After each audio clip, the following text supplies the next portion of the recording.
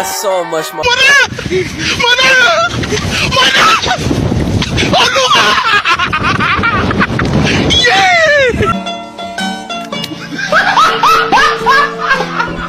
Are you ready, kids? Aye, aye, Captain! I can't hear you. Aye, aye, Captain! Oh! Assalamualaikum warahmatullahi wabarakatuh. Baik, kami dari kelompok 2. Dalam hal ini saya sendiri Muhammad Firdaus, dan di samping saya Perkenalkan, nama saya Alfira. Perkenalkan, nama saya Nastia Andi Charil Magis. Perkenalkan, nama saya Nurul Aulia. Saya atas nama Nurul Aisyah Karim. dan kami akan membahas terkait teknik sampling. Baik, assalamualaikum warahmatullahi wabarakatuh. Kembali lagi dengan saya Muhammad Firdaus. Nah, kali ini kita akan membahas dua pembahasan. Yang pertama teknik sampling, dan yang kedua ragam-ragam teknik sampling. Nah, kita akan membahas satu persatu. Yang pertama teknik sampling. Nah, teknik sampling menurut Sugiono 2019 adalah metode atau cara yang digunakan untuk memilih sebagian anggota dari suatu populasi agar dapat mewakili keseluruhan populasi dalam suatu penelitian.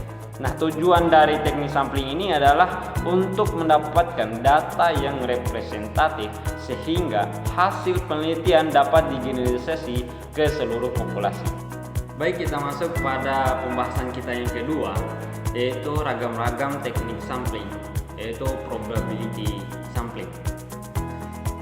Menurut Creswell 2014, probability sampling yaitu teknik pengambilan sampel yang dimana setiap anggota populasi memiliki peluang yang sama untuk terpilih menjadi sampel. Nah, ini cocok untuk penelitian kuantitatif yang menuntut generalisasi hasil. Adapun dari probability sampling yaitu ada 3 poin, yaitu simple random sampling. Nah, simple random sampling ini sampel diambil secara acak dari populasi, sehingga setiap individu memiliki peluang yang sama dan independen untuk terpilih. Contoh, misalnya terdapat 200 siswa di sebuah sekolah. Nah, dan peneliti ingin mengambil 30 siswa sebagai sampel. Peneliti membuat daftar semua siswa, lalu menggunakan undian atau software random generator untuk memilih 30 siswa.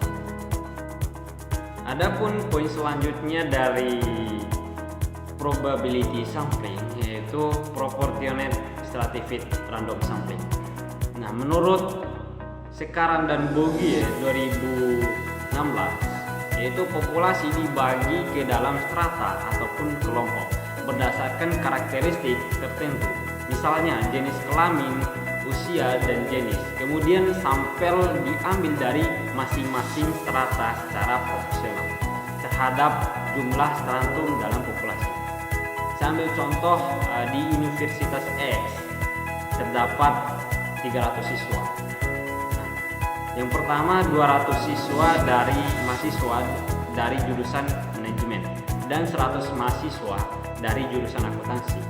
Nah, peneliti ingin mengambil 30 sampel secara proporsional. Nah, dari manajemen 200 berbanding dibagi 300 dikali 30 sama dengan 20 orang yang diambil oleh peneliti. Nah, adapun dari akuntansi itu 100 dibagi 300 dikali 30, yaitu sama dengan 10 orang yang diambil oleh peneliti. Nah, dari masing-masing jurusan ini peneliti lalu memilih mahasiswa secara acak. Baik, adapun poin terakhir dari probability sampling yaitu disproportionate stratified random sampling.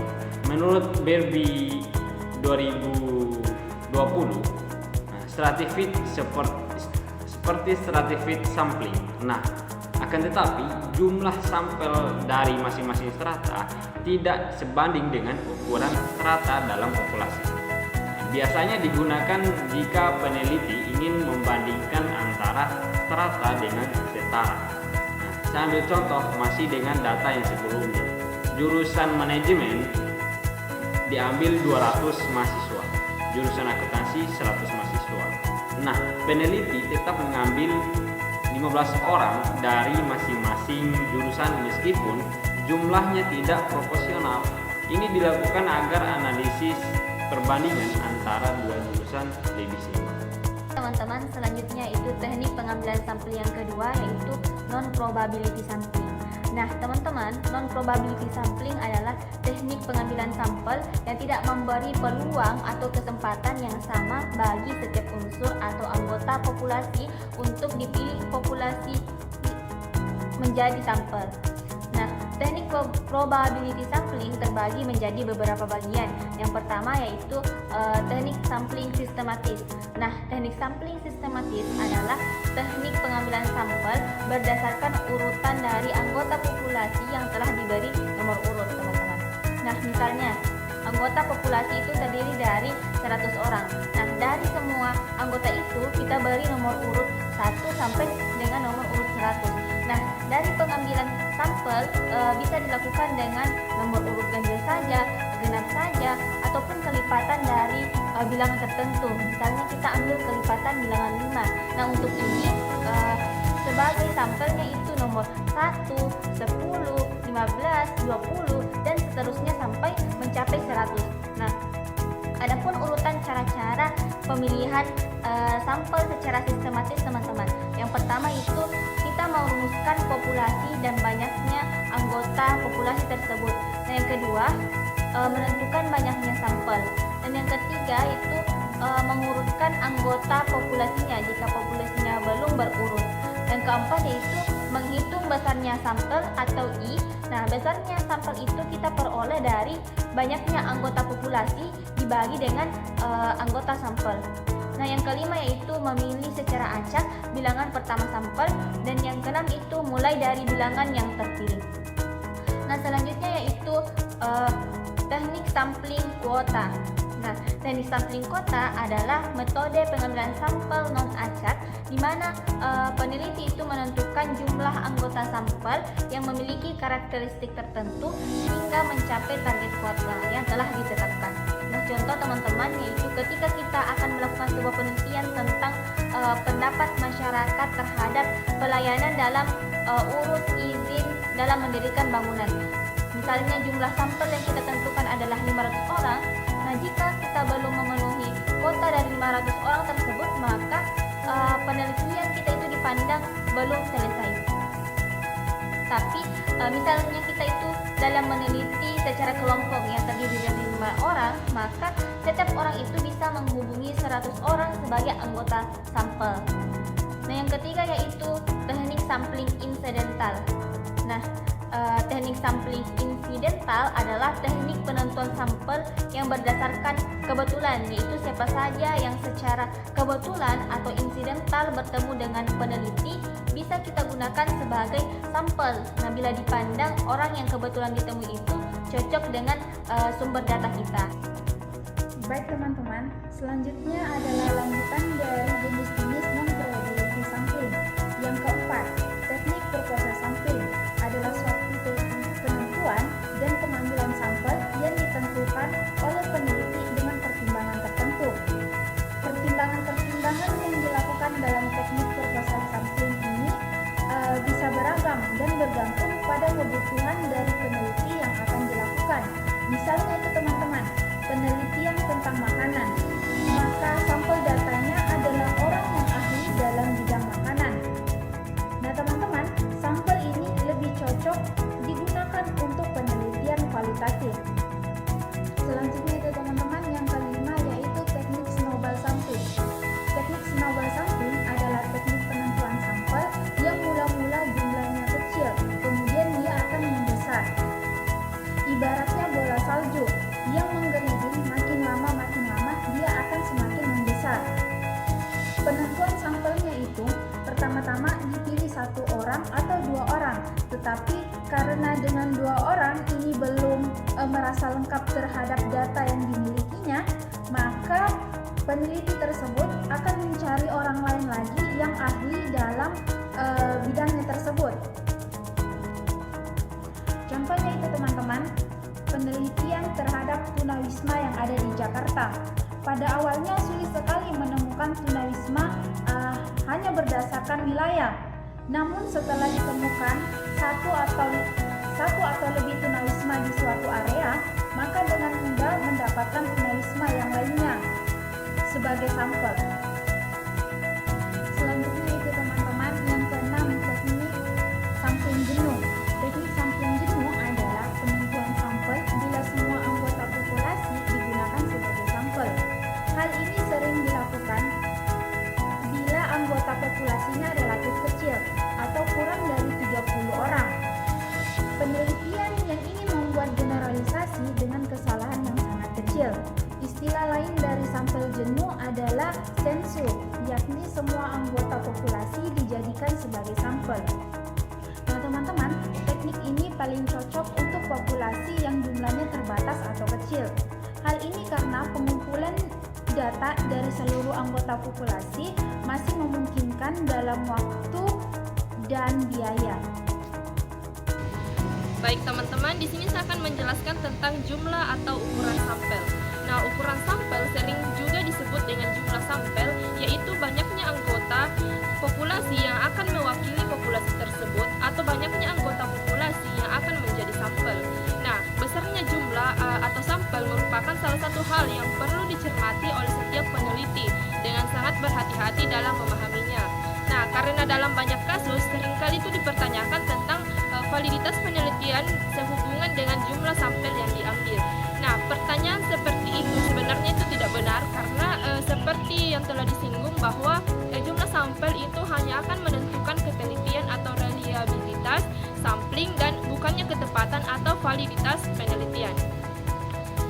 Nah, apabila ukuran sampel adalah 100%, berarti jumlah sampelnya itu sama dengan jumlah populasi. Jadi, apabila jumlah populasi 1000 dan hasil evaluasi tersebut akan diberlakukan bagi 1000 orang tersebut tanpa kesalahan, maka ukuran sampelnya itu sama dengan populasi. Yaitu karena jumlah sampelnya sama dengan jumlah populasi yaitu 1000, semakin besar ukuran sampel yaitu mendekati populasi. Nah, maka peluang kesalahan generalisasi akan semakin kecil. Sebaliknya, semakin kecil ukuran sampel yaitu menjauhi populasi, maka peluang kesalahan generalisasi akan semakin besar. Nah, adapun rumus untuk menghitung ukuran sampel yaitu S sama dengan lambda kuadrat dikali N dikali P dikali Q dibagi D kuadrat dalam kurung N kurang 1 tutup kurung ditambah XL ditambah lambda kuadrat dikali P, di mana S sama dengan jumlah sampel yang diperlukan, N sama dengan jumlah populasi, P sama dengan proporsi keberhasilan, biasanya itu diambil 0,5, Q sama dengan proporsi kegagalan atau sama dengan 1 dikurang P, jadi juga 0,5 jika P sama dengan 0,5, dan D itu adalah tingkat kesalahan yang diinginkan, biasanya 0,5 atau 5%, dan lambda kuadrat adalah nilai yang sesuai dengan tingkat kepercayaan. Baik teman-teman, materi selanjutnya yaitu mengenai menentukan anggota sampel. Jadi menentukan anggota sampel itu telah dikemukakan terdapat beberapa teknik sampling. Nah, diantaranya yaitu probability sampling dan non-probability sampling. Jadi probability sampling adalah teknik sampling yang memberi peluang sama kepada anggota populasi untuk dipilih menjadi anggota sampel. Nah, cara demikian itu sering disebut dengan random sampling atau pengambilan secara acak. Nah, pengambilan sampel secara random atau acak itu dapat dilakukan dengan bilangan random. Nah, komputer maupun dengan undian. Nah, bila pengambilan dilakukan dengan undian, maka setiap anggota populasi diberi nomor terlebih dahulu sesuai dengan jumlah anggota populasi. Nah, karena teknik pengambilan sampel adalah random, maka setiap anggota populasi itu mempunyai peluang yang sama untuk dipilih menjadi anggota sampel. Nah, sebagai contoh misalnya peluang anggota populasi itu 1/1000. Nah, dengan demikian cara pengambilannya itu bila nomor 1 telah diambil, maka perlu dikembalikan lagi. Nah, kalau tidak dikembalikan, peluangnya itu menjadi tidak sama lagi. Misalnya nomor 1 itu tidak dikembalikan lagi, peluang berikutnya itu menjadi 1 dibagi 1000 kurang 1, yaitu sama dengan 1 di 1/199. Nah, peluang akan semakin besar bila yang telah diambil itu tidak dikembalikan. Nah, bila yang telah diambil keluar lagi, dianggap tidak sah dan dikembalikan lagi. Baiklah teman-teman, di sini saya akan menjelaskan 2 poin materi terakhir, yaitu definisi dari normalitas data dan uji normalitas data. Nah, definisi dari normalisasi data adalah proses mengubah skala nilai data agar berada dalam rentang waktu tertentu, biasanya antara 0 hingga 1, di mana teman-teman proses ini bertujuan untuk menyamakan skala antar variabel yang berbeda-beda satuan, agar tidak ada variabel yang mendominasi analisis hanya karena memiliki nilai yang jauh lebih besar. Nah, misalnya teman-teman, bayangkan ketika kita sedang menganalisis 2 variabel, yakni penghasilan dan usia. Penghasilan bisa saja bernilai jutaan, sementara usia hanya puluhan. Tanpa normalisasi, algoritma seperti regresi atau Cannier-Snecke bisa salah dalam menilai variabel yang penting karena skala data tidak seimbang. Nah, teman-teman, uji normalitas ini bertujuan untuk menentukan apakah data sampel tersebut memiliki distribusi yang mirip dengan distribusi normal. Nah, ada beberapa metode yang dapat digunakan untuk menguji normalitas data. Metode yang pertama yaitu uji Kolmogorov-Smirnov. Nah, di mana metode ini digunakan untuk data yang jumlahnya besar. Kemudian metode yang kedua yaitu uji Shapiro-Wilk. Nah, di mana metode ini digunakan untuk data yang jumlah sampelnya lebih kecil. Kemudian metode yang ketiga yaitu uji Lilliefors. Metode ini mirip dengan Kolmogorov-Smirnov, tetapi lebih spesifik untuk data yang terdistribusi normal. Adapun metode yang keempat yaitu uji Chi-square. Nah, di mana yang digunakan untuk menguji perbedaan antara distribusi yang diamati dengan distribusi normal yang diharapkan. Kemudian uji data yang kelima yaitu visualisasi. Nah, di visualisasi ini menggunakan histogram dan P dikurang P plot atau probabilitas dikurang probabilitas plot untuk melihat apakah data mengikuti pola distribusi normal. Adapun interpretasinya yaitu hasil uji normalitas biasanya dinyatakan dalam P. Jika nilai P lebih besar dari 0,5, 0,05 atau tingkat signifikansi yang umum digunakan, maka data tersebut dianggap berdistribusi normal. Tetapi apabila jika nilai P lebih kecil sama dengan 0,05, maka data tersebut dianggap tidak berdistribusi normal. Nah, sebagai kesimpulan dari uji normalitas data ini, yaitu uji normalitas ini dapat membantu untuk memastikan validitas hasil analisis dengan memverifikasi data yang memenuhi asumsi. Jika tidak normal, peneliti harus mempertimbangkan metode analisis alternatif yang sesuai untuk menghindari kesalahan dalam interpretasi hasil.